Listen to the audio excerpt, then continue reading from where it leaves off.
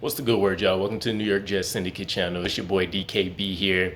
The Aaron Rodgers trade finally, 3, 4 plus months of speculation, then confirmation, then stalling out Cold Wars, and we finally get Aaron Rodgers to New York, to Florham Park, MetLife Stadium. Is going to happen. And the craziest part is it looks like he's going to be throwing it back to his college number 8, at least if all of the photos of, Sauce Gardner, Brees Hall, and others changing their profile pictures to number 8 indicates so, which is great because, I chatted about this a little bit with some of my buddies. I think it would have been a little, I guess, disingenuous to keep, getting that Joe Douglas word tossed out there.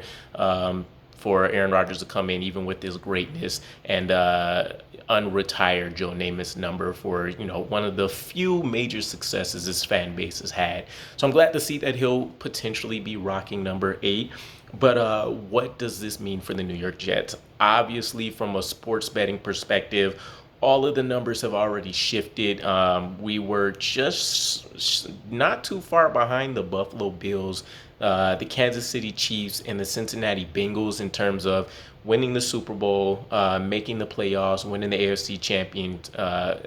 winning the AFC division as a whole, and then of course winning the AFC East. And we bumped that much closer, where we're pretty much neck and neck with a lot of these teams.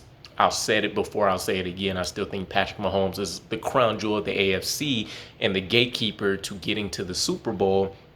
But things look really, really good for the New York Jets. I don't know how you can't be excited for the prospects of a Super Bowl. We're not talking just entering the playoffs.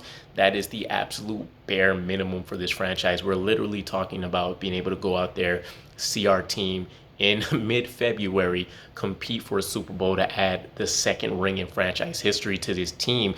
And so, it'll be nice to also quickly break the record that we hold of not of being the longest, New York team in general to not reach the playoffs.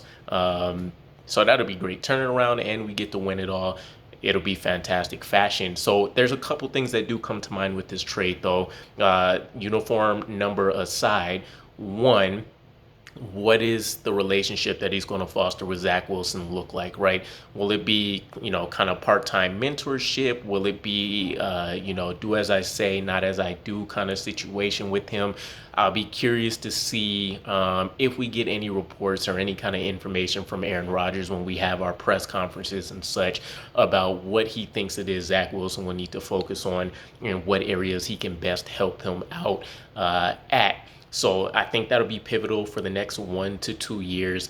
Zach Wilson's only job is to follow Aaron Rodgers' every move and see how one of the most elite at his position handles himself, goes about practices, has developed his skill set to the level that it is to essentially be known as the best pure thrower of the football of, these last 2 generations.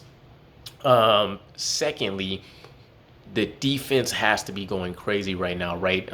The offense, we've had our flashes, we've had our big plays, but for the most part, the most consistent thing about this offense has been that we've gone and had multiple 3-and-outs throughout the course of a game, and we've either had to rely on the defense bringing us the ball back or getting those multiple 3-and-outs themselves in order to give this offense a chance to put up just enough points to outscore the other team. And generally low scoring affairs, outside of the few exceptions. I think the Green Bay Packers blowout game, for example. But nonetheless, having Aaron Rodgers play-by-play consistency is going to do absolute wonders to immediately upgrade this defense without us having to do anything in terms of really adding pieces. The natural progression of our guys like Michael Clemens, Jermaine Johnson, Sauce Gardner, DJ Reed another year in the system. Tony Adams will have another year to ideally prove himself in what looks like essentially will be a draft pick that he competes against.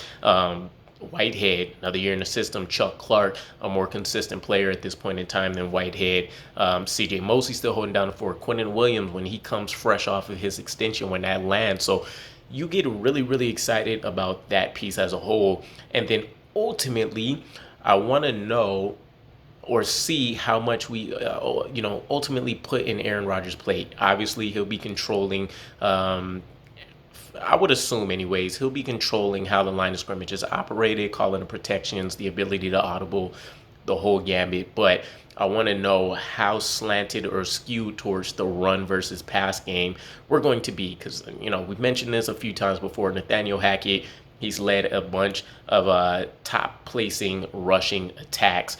He's led the league in rushing attempts twice, I believe it was. And then we know Keith Carter's background and what he had in Derrick Henry, but also what he's done with some of those depth chart pieces behind him, but ultimately leading offense that operates behind the run game. And at this point in Aaron Rodgers' career, I would assume he would absolutely welcome that. But this is also really the first time that Aaron Rodgers is going to get to throw to a wide receiver that has been drafted in the first round. When it came up, I had to check it out because it seemed ridiculous to me, but it's true. The Donald Drivers, the Devontae Adams, the Randall Cobbs of the world that he's had to deal with. These are guys that, Devontae Adams probably being the most well-known as the second-round pick, but these are guys that, generally the Green Bay Packers team hasn't invested a lot of resources in. And so seeing everything that we've done recently, Garrett Wilson, we had Denzel Mims, even though he hasn't panned out recently, but we've sunk some resources into there. Tyler Conklin, CJ, coming from playoff caliber teams, Jeremy Ruckert as a highly athletic developmental piece that's going to go into year 2 looking to eat up some snaps. So not only is developing Zach Wilson a priority, but seeing how he's going to operate within this scheme and how much he's going to elevate these other guys based on his attention to detail and what he's going to bring in that asset to this team, we absolutely have to be excited. So, ultimately, let me know what your guys' thoughts are. I think from a New York Jets standpoint, we're obviously Super Bowl. We're extremely excited. And in my mind, we can run the table and do the whole thing, right? But realistically, yeah, let me know what your guys' thoughts are. What was your reaction? To be honest, mine, I was just relieved it was finally done. We've been talking about it so long. Deal's almost done. Deal's not done. We're getting close. We're not close. The two sides aren't talking. It's just nice to know that we won't have to be doing a bunch of these kind of follow-up reports, and we can focus on the real news and developmental pieces for this team that are going to come. But again, let me know what your thoughts are. Appreciate you guys watching. I'll catch you again. Peace.